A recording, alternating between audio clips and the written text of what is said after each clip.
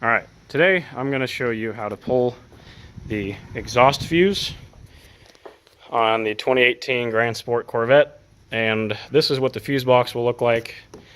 It's really easy to take off. There's two latches right here, and you pop it out. There's a little map that gives you info on each and every fuse. Now, on the 2018 Grand Sport, everyone's been saying it's fuse 42. They have changed it, I'm assuming. It will be, so this is the map that you're looking at right here.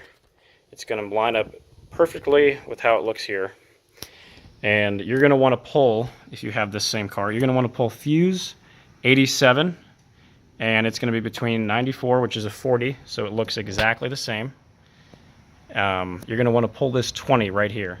This is what it is. And so what it is, and I'll show you before I do it. Here is the list, and if you go to fuse 87, which is right here, you will see it says exhaust valve. Now, all you have to do is take some pliers and I will pull it out and show you how to do it. Okay, so I pulled out fuse 20, and you would see it was right there.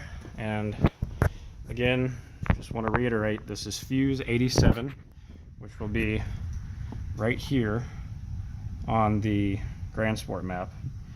So I don't know what the whole infamous fuse 42, I think is what it is, or fuse 43, something like that. Anyway, I had to look it up and find out for myself. But this is the fuse. This is a 20 fuse, and it was between the 40 and 30. And I'll test it out and make sure it works before I show you guys. All right, so I've tested it, and everything seems to work. If you put it in eco, butterfly flaps don't close. It's still very loud. Track Touring, same. Sport, give it a minute. Same thing. So it works, and it's a lot louder, because usually after third gear, in anything besides wide open throttle, other than the sport and track mode, it'll close.